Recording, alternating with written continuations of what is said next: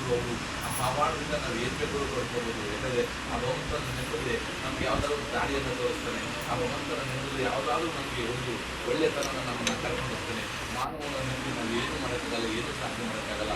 ಯಾಕಂದರೆ ಅಂತೆ ಶರಣೆ ಶ್ರೀಕಮ್ಮನಿಗೆ 14 ವರ್ಷ ಮಕ್ಕಳಲ್ಲಿ ಕಾಡಲ್ಲಿ ಸೋಲಗುರದಲ್ಲಿ ವಾಸ ಮಾಡಬೇಕಾದ್ರೆ ಆ ಸೋಲಗುರದೊಂದಿಗೆ ಅಲ್ಲಿ ಮಾದೇಶ್ವರರು ಭಿಕ್ಷೆಗೆ ಹೋದಾಗ ಗೋರಣ್ಯ ಭಿಕ್ಷೆಗೆ ಹೋದಾಗ ಆ ಶರಣ ಶಂಕಮ್ಮ ನೋಡಿ, ಅಯ್ಯೋ ಸ್ವಾಮಿ, ನಮ್ಮ ಮನೆ ದೇವರು, ನಮ್ಮ ಅಪ್ಪನ ಮನೆ ದೇವರು ಮಾದೇಶ್ವರ ಬಂದಿದ್ದೀವಿ ಸ್ವಾಮಿ ಅಂತ ನನಗೆ ಮಕ್ಕಳು ಭಾಗ್ಯವನ್ನು ಕೊಡ್ತೋಗಪ್ಪ.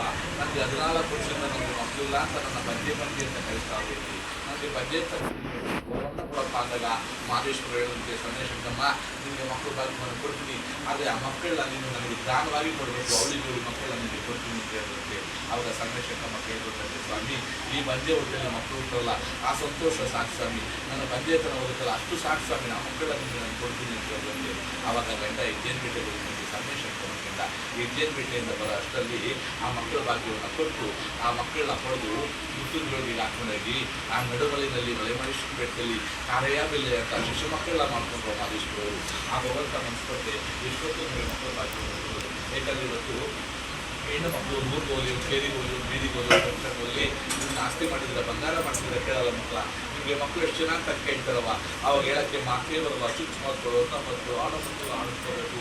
ಏಕೆಂದರೆ ಒಂದು ಮದುವೆ ಅಂದರೆ ಜಾತಿ ಜನ ಬಂಧು ಬಳಗ ಸಂಸಾರ ಆಗೋರು ಹಾಕಿದ್ರು ಎಲ್ಲ ಸಂಬಂಧಿಕರು ಬರ್ತಾರೆ.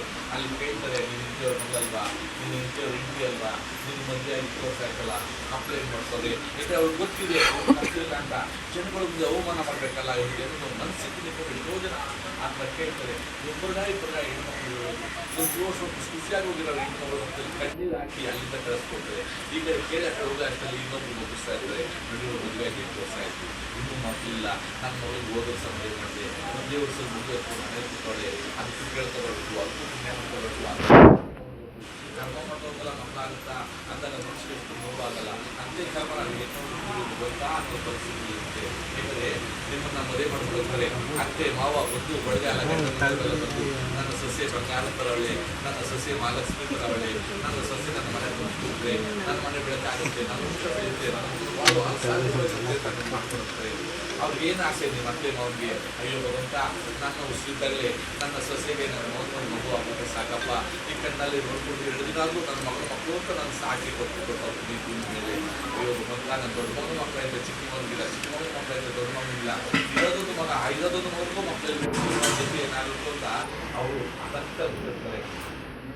ಈಗ ತಾಯಿ ಅವಳೊಂದು ಇಷ್ಟಪಡ್ತಾಳೆ, ಅವಳೊಂದು ಕಷ್ಟಪಡ್ತಾಳೆ. ಸ್ವಾಮಿ ಭಗವಂತ ನನ್ನ ಮಗಳನ್ನ ಮದುವೆ ಮಾಡಿದ್ದೀನಿ, ನನ್ನ ಮಗಳಿಗೆ ಮಕ್ಕಳಿಲ್ಲ, ಗಂಡನ ಮನೇಲಿ ಏನಂತವ್ರು ಹೆಂಗಂತವ್ರು, ನನ್ನ ಮಗಳು ಏನು ಚಿಂತೆ ಮಾಡ್ತಾವಳು, ಏನು ಊಟ ಮಾಡ್ತಾವಳು, ಏನು ಕಷ್ಟಪಡ್ತಾವಳು ಅಂತ ಸಣ್ಣ ದೇವರ ನಿದ್ರೆದಲ್ಲೂ ಕೂಡ ಕೈ ಮುಗಿಸ್ಕೊಂಡಿರ್ತಾರೆ. ಯಾಕಂದರೆ ನೀವೆಲ್ಲ ಅಕ್ಕ ತಂಗಿ ಕೂರ್ತೀರಿ ಅಂತ ಹೇಳ್ಕೊಂಡಿರ್ತೀರ. ನಾವು ಅಕ್ಕ ಮಕ್ಕಳನ್ನ ತಂಗಿ ಪೂರೈಸ್ಕೊಳ್ತಾರೆ, ತಂಗಿ ಮಕ್ಕಳನ್ನ ಅಕ್ಕ ಪೂರೈಸ್ಕೊಳ್ತಾರೆ.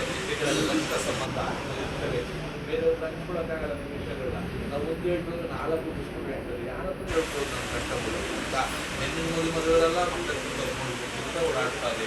ನಾವು ಒಂದು ಹಬ್ಬಕ್ಕೋಸ್ಕರ ಮಕ್ಕಳು ಎಷ್ಟೋ ಹೆಣ್ಮಕ್ಳು ಹಬ್ಬ ಮನೆಗೆ ಆಡ್ಕೊಳ್ತಾರೆ, ಹಂಚ್ಕೊಳ್ತಾರೆ. ಈ ಥರ ನಮ್ಮ ಚಿಕ್ಕಮ್ಮ ಮದುವೆ ಆದವಳು ಅವ್ರ ಮಗು ಕೊಟ್ಕೊಂಡು ಕೂತವಳೆ, ನಮ್ಮ ಹೋಗೋಕ್ಕೆ ನಾಚಿಕೆ ಆಗುತ್ತೆ, ನಮ್ಗೆ ಎಷ್ಟು ಅವಮಾನ ಆಗುತ್ತೆ, ಎಷ್ಟೋ ಹೆಣ್ಮಕ್ಳು ಕಣ್ಣಲ್ಲಿ ನೀರು ಹಾಕೊಂಡು ಮದುವೆ ಇರ್ತಾರೆ. ಅಮ್ಮೊಂದು ಹೋಗ್ಕೊಂಡು ಕೇಳಿದ್ರೆ ಮಗಳೇ ಬಂದು ಹಬ್ಬ ನಡೀತಾ ಅಮ್ಮ ನಮ್ಗೆ ಬರಲ್ಲಮ್ಮ, ಎಷ್ಟೋ ಹೆಣ್ಮಕ್ಳು ಕಣ್ಣಲ್ಲಿ ನೀರು ಹಾಕ್ಕೊತಾರೆ, ಬರಲ್ಲ, ಅವಮಾನ ಆಗುತ್ತೆ. ಯಾಕಂದರೆ ನೀವು ಲಕ್ಷ ಬರ್ತೀಯವ, ಕೋಟಿ ಬರ್ತೀಯವ ಮನೆಗಳಲ್ಲಿ, ಅದು ಯಾವುದೂ ಲೆಕ್ಕಿಸ್ಕೊಡಲ್ಲ. ಆ ಮನೇಲಿ ಮಗು ಇದ್ದರೆ ನೀವು ನಾನಿಲ್ಲ, ಆ ಮನೇಲಿ ಮಗು ಇದ್ದರೆ ಆ ಮನೇಲಿ ಅಂತ ಹೋಗಲ್ಲ, ಆ ಮನೇಲಿ ಮಗು ಇದ್ದರೆ ದೇವರು ಕಾಯಿರುತ್ತೆ. ಆ ಮನೇಲಿ ಮಕ್ಕಳು ಇಲ್ಲ ಅಂದರೆ ಎಷ್ಟು ನಿರ್ಧಾರಗಳಿರ್ತವೆ, ಎಷ್ಟೋ ಹೆಣ್ಮಕ್ಳು ಡೈವರ್ಸ್ ಕೂಡ ಆಗ್ತದೆ, ಎಷ್ಟೋ ಹೆಣ್ಮಕ್ಳು ಸೂಸೈಡ್ ಮಕ್ಕಳು ಇರ್ತಾರೆ. ಅರ್ಥ ಮಾಡ್ಕೊಳ್ಳಿ, ಎಲ್ಲ ಮಕ್ಕಳು ಇದಲ್ಲ. ಒಂದು ಮನೇಲಿ ಅಣ್ಣನಿಗೆ ಮಕ್ಕಳಾಗಿ ತಮ್ಮನಿಗಾಗಲ್ಲ, ತಮ್ಮನಿಗೆ ಮಕ್ಕಳಾಗಿ ಅಣ್ಣನಿಗಿರಲ್ಲ. ಅವಾಗ ಆ ಮನೇಲಿ ಏನಾದ್ರು ಮಗು ಇದ್ದಾಗ ಏನಿರ್ತಾಗ ಏನೋ ಮಾಡೋಣ, ಇವೆಲ್ಲ ಘಟನೆಗಳು ನಡೆಯುತ್ತವೆ. ಅಯ್ಯೋ ಮಗು ತೊಳ್ಬಿಟ್ಟು ಮಗು ನೋಡ್ಬಿಟ್ಟು ಮಕ್ಕಳು ಎತ್ತಿದ್ರೆ ಅಲ್ವಾ, ಮಕ್ಕಳು ಕಣ್ಣ ಬಂದಿದೆ ಅಲ್ವಾ, ಮಂಜರಿಗೆ ಗೊತ್ತಾಗುತ್ತೆ ಅಂದಾಗ ಆ ಮನುಷ್ಯ ಎಷ್ಟು ನೋವಾಗುತ್ತೆ ಗೊತ್ತಾ. ಯಾರು ಆಡ್ಕೋಬೇಡ್ರಿ, ಯಾರು ಅನ್ಕೋಬೇಡ್ರಿ. ಯಾಕಂದರೆ ಆ ಮಗು ನಿತ್ಯ ನಿಮ್ಮ ಮನೆಯಲ್ಲಿ ಏನು ಬಂದಿದ್ದು ಅದಷ್ಟೇ ಬರೀಬೇಕು ಹೊರತು ನಾನು ಬರೆದು ನಾನು ತಿರುಗುತ್ತೀನಿ ಅನ್ನೋದಲ್ಲ ಸುಳ್ಳು. ಆ ಭಗವಂತ ಜೀವಿತ ನಡೆಸಬೇಕು, ನಾವು ನಡಿಬೇಕು. ಯಾಕಂದರೆ ಇವತ್ತು 3 ಸ್ಪೂನ್ ಫಲ ಬಿಡೋದಿದೆ, 5 ಸ್ಪೂನ್ ಫಲ ಬಿಡೋದಿದೆ, ಆಯ್ತಾ. ಒಂದು 7 ವರ್ಷ 8 ವರ್ಷ ಅದು ಫಲ ಬಿಡಲ್ಲ. ನಾವು 4 ವರ್ಷ ಇರ್ತೀವಿ, ಯಾವ್ದೋ ಮಾತಾಡ್ಕೊಂಡು ಜಾಸ್ತಿ ಫಲ ತಂದು ಇಟ್ಬಿಟ್ವಲ್ಲ, ಫಲನೇ ಇಲ್ಲ ಅಂತೀವಿ. ಅದಕ್ಕೂ ಟೈಮ್ ಬಂದ ನಾವು ಗೆಲುವನ್ನು ಯಾಕಾಗುತ್ತೆ. ಯಾವ ಹೆಣ್ಣು ಮಕ್ಕಳು ಕೂಡ ನನ್ನ ಮಕ್ಕಳಿರಲ್ಲ, ನಮ್ಮ ಸಂಸಾರ ಬೇಡ ಅಂತ ಹೇಳಲ್ಲ. ಎಲ್ಲರೂ ಕೂಡ ಆಸೆ ಪಡ್ತಾರೆ. ಯಾಕಂದರೆ ವಿಧಿಯ ಟೈಮು ಇವತ್ತು ಭಗವಂತ ಎಳ್ಕೊಂಬಂದು ತಿಳಿಸ್ಕೊಳ್ತೀನಿ. ನಾನು ಯಾರೋ, ನೀವು ಯಾರೋ, ಯಾವ ಊರಿಂದ ಬಂದಿದ್ದೀರೋ, ಎಲ್ಲಿಂದ ಬಂದಿದ್ದೀರೋ ಅನ್ನೋದು ನಮ್ಗಳಿಗೆ ಗೊತ್ತಾಗಲ್ಲ. ಯಾಕಂದರೆ ನೀವು ಅಲ್ಲೆಲ್ಲೋ ಮಾದೇಶ್ವರ ಬೆಟ್ಟದಲ್ಲಿ ಹೋಗಿ ಕ್ಯೂವಲ್ಲಿ ನಿಂತ್ಕೊಂಡು ಒಂದು ಲಕ್ಷ ರೂಪಾಯಿ ಕೊಡ್ತಾರೆ ಅಂತ ಹೇಳಿದ್ರೆ ಯಾರು ಬರೋದು, ಯಾವನ್ನ ಸಾವನೆ ಮಾಡಿಕೊಳ್ಳಿ ಕೆಲಸ ನೋಡಿ ಅಂತ ಹೇಳ್ತಾರೆ. ಅದೊಂದು ಮಗು ದುಡ್ತಾರೆ ಬಂದಿದ್ದೀರ. ನಿಮ್ಮ ಮನೆಯಲ್ಲಿ ಆ ಮನೆ ಮಾದೇಶ್ವರನ ಸನ್ನಿಧಿನಲ್ಲಿ ನಾನು ಬೆಳಿಬೇಕು, ಆ ಕಾಡಂಚಲ್ಲೇ ಅದರಲ್ಲೇ ನಾನು ನೋವನ್ನು ಪಡ್ಕೊಬರ್ಬೇಕು ಅಂತ ನಿಮ್ಮ ಮನೆಗೆ ಬಂದಿದ್ದೆ. ಅದನ್ನು ಯಾರಿಂದಲೂ ಗೊತ್ತಾಗಲ್ಲ, ಭಗವಂತ ಕೊಟ್ಟೇ ಕೊಡ್ತಾರೆ.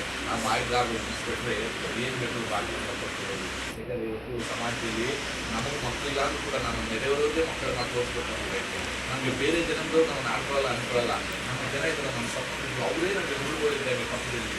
ನಾವು ಒಂದೊಂದು ಮಾತಾಡಲ್ಲ, ಒಂದೊಂದು ಮಾತಾಡಲ್ಲ. ಹೆಣ್ಮಕ್ಳುಗಳ ಇವತ್ತು ನಿಮ್ಮನ್ನೇ ಆಡ್ಕೋತಾರೆ, ನಿಮ್ಮನ್ನೇ ಗಂಡು ಮಕ್ಕಳು ಕೂಡ ಸಾಮಾಜಿಕ ಜಾಗದಲ್ಲಿ ಒಂದು ಸ್ನೇಹಿತನೋ ಒಂದು ಸಮಯದಲ್ಲಿ ಕೂತ್ಕೊಂಡು ಮಾತಾಡ್ತಾರೆ. ಸ್ನೇಹಿತ ಕೇಳ್ತಾನೆ, ನೀನು ನಾವು ಒಂದೇ ವರ್ಷದಲ್ಲಿ ಮಗು ಮಾಡ್ಕೊಂಡೆ, ನೀನು ಮಕ್ಕಳಾಗಿಲ್ವಲ್ಲ ಅಂದಾಗ ಒಂದು ಗಂಟು ಒಂದು ಸವಾಲಾಗಿ ಗಂಟನ್ನು ಕೇಳಬೇಕಾಗುತ್ತೆ. ಆ ಗಂಡು ಮಕ್ಕಳು ತಲೆ ತಗ್ಗಿ ಕೂತ್ಕೊಳ್ಳೋದಿರುತ್ತೆ. ಯಾಕಂದರೆ ಗಂಡು ಮಕ್ಕಳು ಎಷ್ಟು ಹಾಸ್ಪಿಟ್ಲು ತೋರಿಸೋದಿರುತ್ತೆ ನಿಮ್ಮನ್ನು ಕರ್ಕೊಂಡೋಗಿ. ಈ ಹಾಸ್ಪಿಟ್ಲಿಂದ ಆ ಹಾಸ್ಪಿಟ್ಲು, ಈ ಹಾಸ್ಪಿಟ್ಲು